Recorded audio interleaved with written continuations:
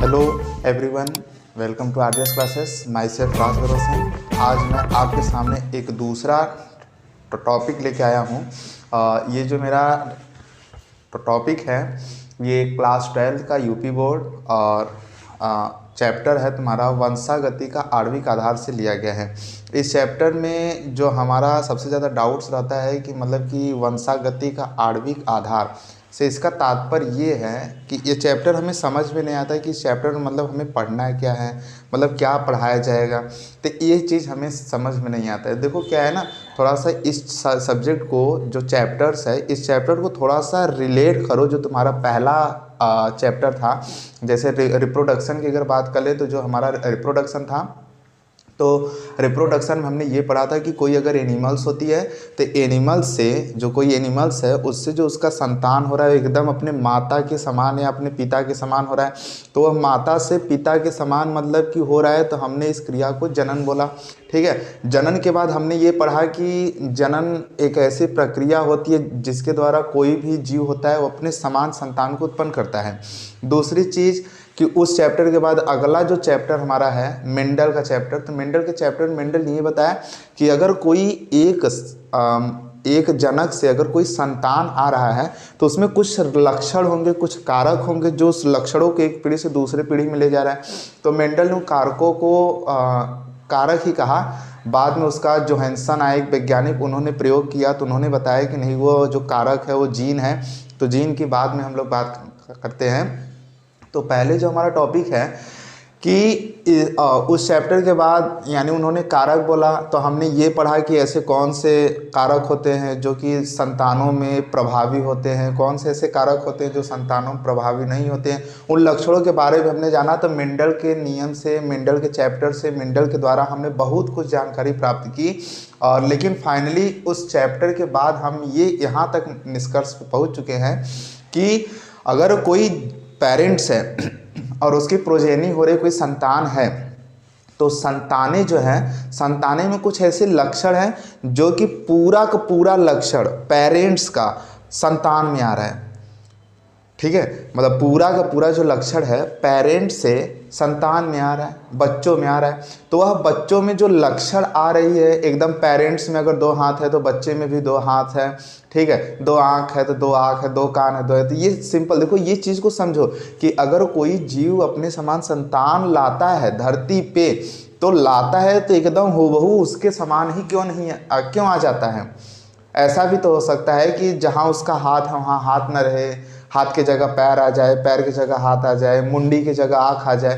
तो ये सब प्रोसेस हो सकती है, मतलब ये सब हो सकता है। लेकिन सोचो कि एक ऐसी कोई चीज़ है, ऐसा कोई चीज़ हमारे बॉडी में है जो कि पूरी कोशिकाओं का सूचना निहित करके एक पीढ़ी से दूसरे पीढ़ी में ले जा रहा है।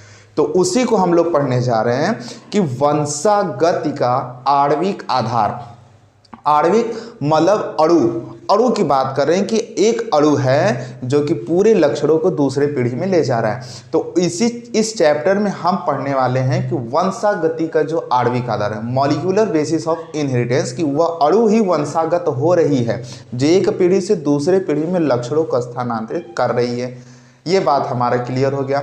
अब इस चैप्टर के अंतर्गत क्या है कि जैसे ही मतलब मेंडल का प्रयोग हुआ, इस पूरे जेनेटिक्स का आविष्कार हुआ, खोज हुआ, तो पूरी जैसे एक क्रांति आ गई बायोलॉजी में, जीव विज्ञान में क्रांति सी आ गई कि आखिर ये सब हो क्या रहा है। मतलब ये सब नई नई प्रोसेस, जीन है, एपिस्टेटिस है, मतलब प्रबल कारक, अप्रभावी कारक, ये सब मतलब इतने जब सारे प्रयोग सामने निकल के आए तो अन्य वैज्ञानिकों का दिमाग क्या है ना, कहते हैं ना बौड़ियाने लगा, घूमने लगा कि अरे ये सब चल क्या रहा है, मतलब ये सब हो क्या रहा है, मतलब क्या हो रहा है, मतलब इसे क्रांति सी आ गई। तो उसी क्रांति को आगे बढ़ाते बढ़ाते कुछ वैज्ञानिकों ने अपना प्रमाण दिया कि वह जो अणु है उस अणु को नाम दिया गया कि डीएनए है। तो वैज्ञानिकों ने कहा कि अगर डीएनए ही वंशागति का आणविक आधार है तो इस पे कुछ प्रमाण किया जाए। तो अनेक वैज्ञानिक आते हैं, अपने अपने प्रमाण देते हैं। तो उसी प्रमाण के बारे में हम लोग पढ़ेंगे। तो सबसे पहले हमारा जो प्रमाण है, प्रमाण 2 प्रकार के होते हैं, एक प्रत्यक्ष और एक अप्रत्यक्ष। प्रत्यक्ष का प्रमाण का मतलब यह है कि जिन्होंने अपने एक्सपेरिमेंट द्वारा ही बताया कि नहीं डीएनए ही आनुवंशिक पदार्थ है जो एक पीढ़ी से दूसरे पीढ़ी में जा रही है। अप्रत्यक्ष प्रमाण का मतलब है कि उन्होंने कुछ वीकरों की सहायता से, कुछ लेबोरेटरी में प्रयोग करके उस चीज़ को बताया। तो जो प्रत्यक्ष प्रमाण दिए थे वो ग्रिफिथ दिए थे, लेकिन ग्रिफिथ ने ग्रिफिथ वैज्ञानिक का नाम है, उन्होंने अपने प्रयोग द्वारा ये नहीं बता पाया कि डीएनए ही आनुवंशिक पदार्थ है। उन्होंने कहा कुछ है जो एक पीढ़ी से दूसरे पीढ़ी में जा रहा है। तो उन्हीं का प्रयोग आगे बढ़ाए मैक्लॉयड एक वैज्ञानिक थे। इन्होंने बताया कि नहीं, जो ग्रिफिथ हैं, ग्रिफिथ ने जो बताया वो सही बताया, लेकिन उन्होंने ये नहीं बताया कि मतलब क्या चीज़ था। तो वह चीज़ ही डीएनए है। डीएनए ही एक पीढ़ी से दूसरे पीढ़ी में जाता है। तो उसके बाद अप्रत्यक्ष में आए हर्षी चेज आए, अर्ध संरक्षी का मॉडल आया। तो ये सब वैज्ञानिकों ने अपने अपने प्रमाण दिए, जिससे ये प्रूव हो गया फाइनली कि नहीं, डीएनए ही आनुवंशिक पदार्थ है। और ये अप्रत्यक्ष दोनों में से केवल एक वैज्ञानिक का जो मत है हर्षी और चेज ने अपना जो प्रयोग किया था वो बैक्टीरियोफेज एक वायरस है जो जीवाणुओं खाता है, जिसे T4 फेज बैक्टीरिया भी कहते हैं, वायरस कहते हैं। ये क्या करता है, ये केवल बैक्टीरिया को ही खाता है। तो इस पे उन्होंने अपना प्रयोग दिया था, जिसके लिए उन्हें नोबेल पुरस्कार से सम्मानित भी किया गया था। तो हमारा जो आज का टॉपिक है, हमारा टॉपिक आज का ये है कि हमें ग्रिफिथ का रूपांतरण प्रयोग जानना है कि ग्रिफिथ ने अपने रूपांतर प्रयोग में क्या बताया कि डीएनए ही आनुवंशिक पदार्थ है जो एक पीढ़ी से दूसरे पीढ़ी में जाता है। तो हम ये देखेंगे कि ग्रिफिथ ने कहाँ पे चूक किया कि उन्होंने ये नहीं बता पाए कि डीएनए ही आनुवंशिक पदार्थ है। ठीक है, तो चलिए हम लोग बात करते हैं ट्रांसफॉर्मेशन एक्सपेरिमेंट ऑफ बैक्टीरिया, यानी ग्रिफिथ का रूपांतरण प्रयोग। ठीक है, हाँ बच्चों, तो देखिए ये जो ग्रिफिथ का रूपांतरण जो प्रयोग है, इसमें देखो क्या होता है ना कि सब लोग जानते हैं कि जो ज़्यादातर मैमल्स होते हैं, क्या होते हैं, ज़्यादातर जो मैमल्स होते हैं इनमें जो ये बीमारी होती है, निमोनिया की जो बीमारी होती है, ये निमोनिया की बीमारी ज़्यादातर मैमल्स में कोई एक बैक्टीरिया होता है जिसे कहते हैं न्यूमोकोकस या डिप्लोकोकस निमोनी। यह दो बैक्टीरिया की वजह से ही हर एक जितने भी मैमल्स हैं, स्तनधारी मैमल्स का मतलब ऐसे जीव जो बच्चे को जन्म देते हैं। ठीक है, यानी मैमल्स हम लोग कह सकते हैं। तो मैमल्स, आप स्तनधारी जीव के बारे में पढ़ सकते हैं कि कौन कौन से मैमल्स होते हैं। तो जितने भी मैमल्स होते हैं, मैमल्स में जो एक बीमारी होती है जो साधारणतः हर एक जानवरों यानी हर एक मैमल्स को होता है, जिसे कहते हैं न्यूमोकोकस। ये जो न्यूमोकोकस बीमारी होती है ना, यह एक बैक्टीरिया के द्वारा होता है जिसे कहते हैं न्यूमोकोकस या डिप्लोकोकस निमोनी। यह बैक्टीरिया के द्वारा ही हमें क्या होता है, निमोनिया रोग हो जाता है ज़्यादातर मैमल्स से। तो ग्रिफिथ के दिमाग में ख्याल आया कि क्यों ना हम इस निमोनिया का प्रयोग देखते हैं कि वास्तव में ये जो बीमारी होती है मैमल्स में पीढ़ी दर पीढ़ी होती है कि बस केवल ये बीमारी ऐसे ही होती है। तो उन्होंने अपने प्रयोग में क्या किया कि जो डिप्लोकोकस निमोनिया है उसके 2 स्ट्रेन लिए। कितने स्ट्रेन लिए? 2 स्ट्रेन लिए। एक ऐसा स्ट्रेन लिया जिसे उन्होंने S3 बोला और एक ऐसा स्ट्रेन लिया जिसे उन्होंने R2 बोला। S3 में उन्होंने क्या बोला कि ऐसा डिप्लोकोकस निमोनी जो उग्र है, क्या है, उग्र है, मतलब बहुत तेज क्रियाशील है, और एक उग्र है और उसकी जो चारों ओर बैक्टीरिया का जो कोशिका भित्ति है वह कोशिका भित्ति बनी किससे है, तो चिकनी भित्ति से बनी है। किससे बनी? चिकनी भित्ति। और चिकनी भित्ति के ऊपर एक विशेष प्रकार का एक आवरण घिरा होता है जो बना होता है पॉलीसेक्राइड से। किससे बना होता है? पॉलीसेक्राइड। अब ये पॉलीसेक्राइड क्या होता है? तो पॉलीसेक्राइड एक रासायनिक क्या होता है ना, एक रासायनिक पदार्थ होता है जो कि जनरली हर एक पादपों से प्राप्त हो जाता है। तो ऐसे जो क्या करते हैं, इसको बना लेते हैं, अपने जो जेनेटिक मटेरियल है, आनुवंशिक पदार्थ है, उसको अपने अंदर संरक्षित करने के लिए एक विशेष आवरण का निर्माण कर लेते हैं। तो S3 क्या है? उग्र है। इसके चारों ओर चिकनी भित्ति का एक आवरण बन जाता है जो कि बना किससे होता है? पॉलीसेक्राइड से बना होता है। बात क्लियर है? देखो यहाँ पे ऐसा होगा।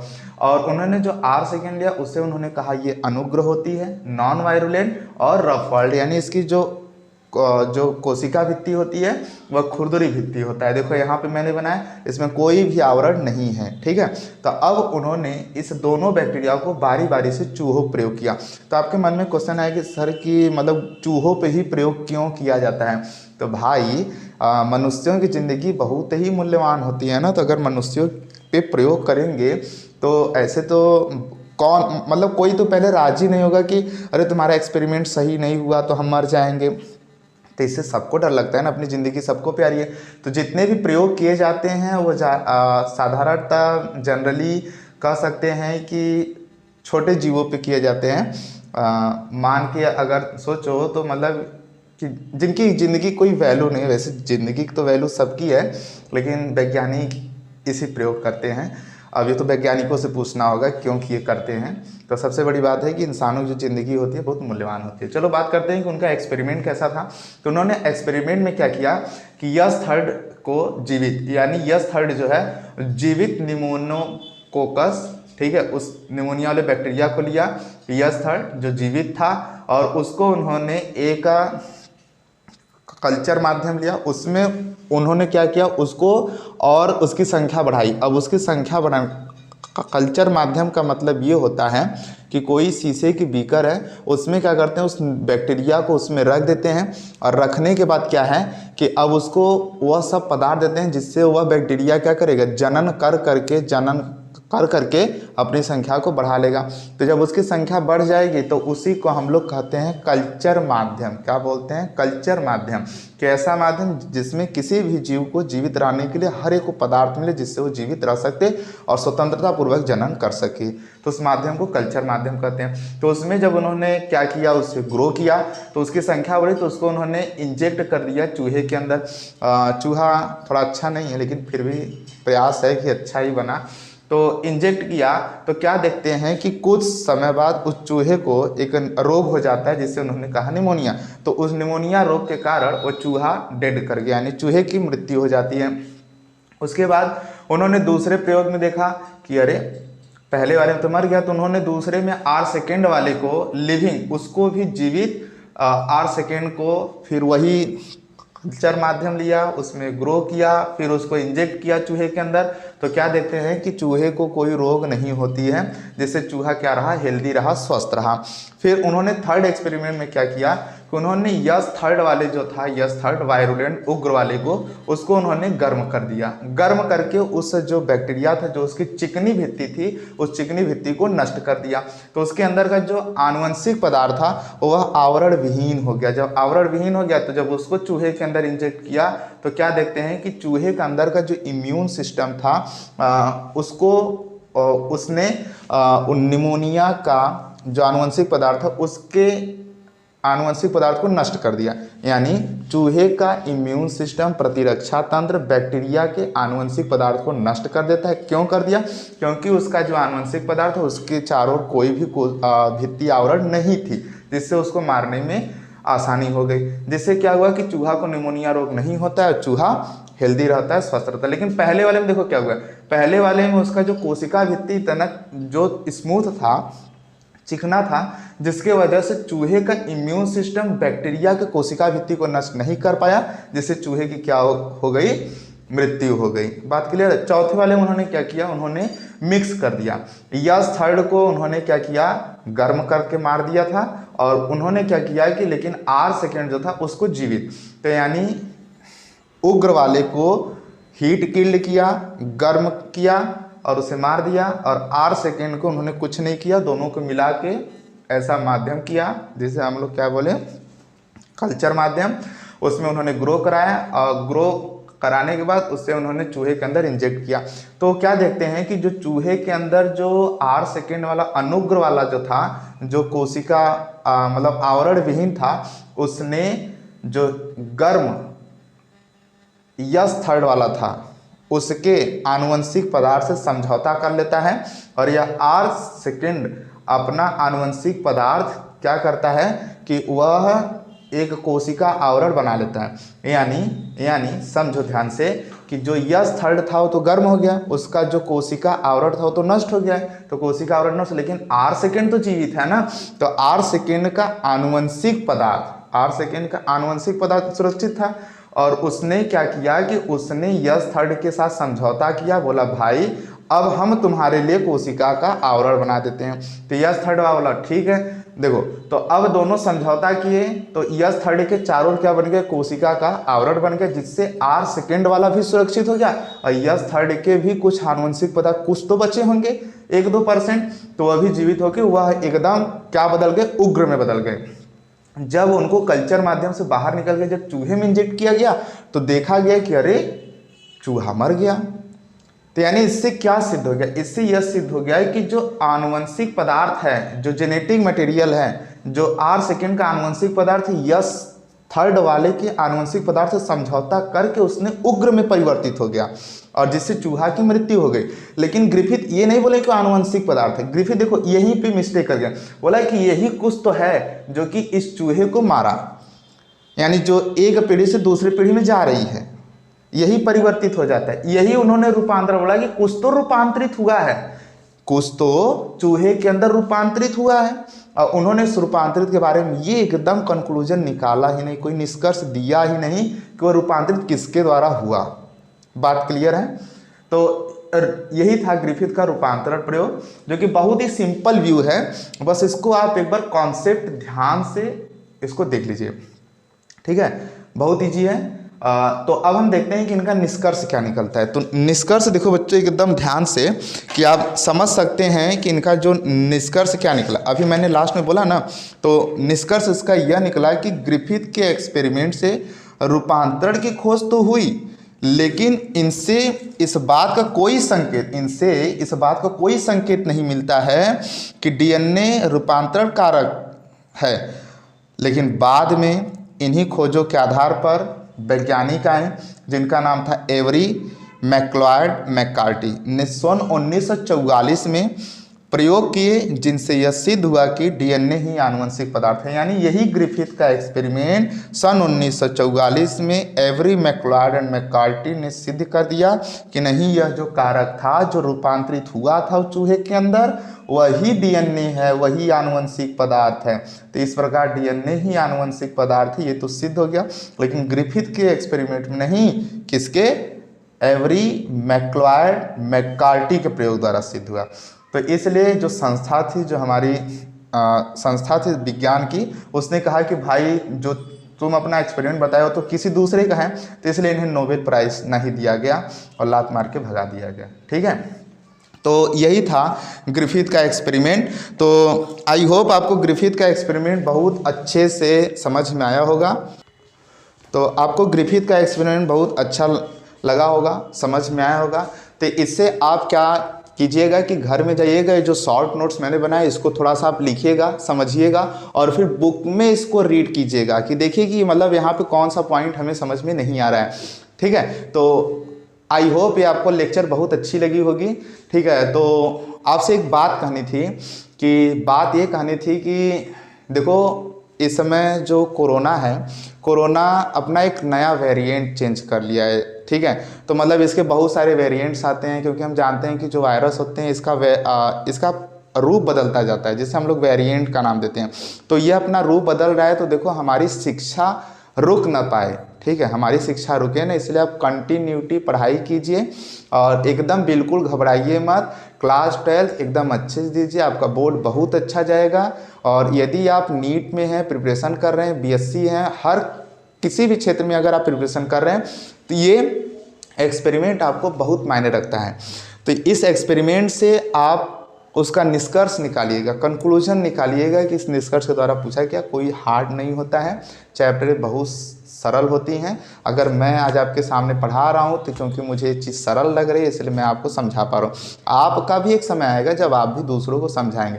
तो सबसे बड़ी चीज़ है कि आप पहले सीखिए फिर सिखाइए, तो उससे क्या होगा कि आपका प्रैक्टिस हो जाएगा, आप उस चीज़ को सीख लेंगे, ठीक है। देखो अब हम लोग बड़े हो रहे हैं, तो जब बड़े हो रहे हैं तो कुछ न जिम्मेदारियां तो हमें लेनी ही पड़ेगी ना, क्योंकि अगर मान लो हम 15 से 20 साल के होते हैं तो हमारे जो पेरेंट्स हैं वो 50 से 60 साल के होते हैं। तो यानी हम अपने इस दुनिया में इतने सुध-बुध खो गए हैं कि अपने माँ बाप की तरफ ध्यान नहीं दे रहे हैं। तो देखो अपने माँ बाप को भी ध्यान दो और अपने पढ़ाई को भी प्रायोरिटी दो, पढ़ो, सब कुछ करो, लेकिन थोड़ा सा माँ बाप के पास भी समय दो, ठीक है, क्योंकि उन्होंने आपसे बहुत उम्मीदें लगाई हैं। तो आप पढ़ाई कीजिए, घर में रहिए, सुरक्षित रहिए, अब मन लगा के पढ़िए। चलो मिलते हैं नेक्स्ट वीडियो में, बाय बाय, जय हिंद।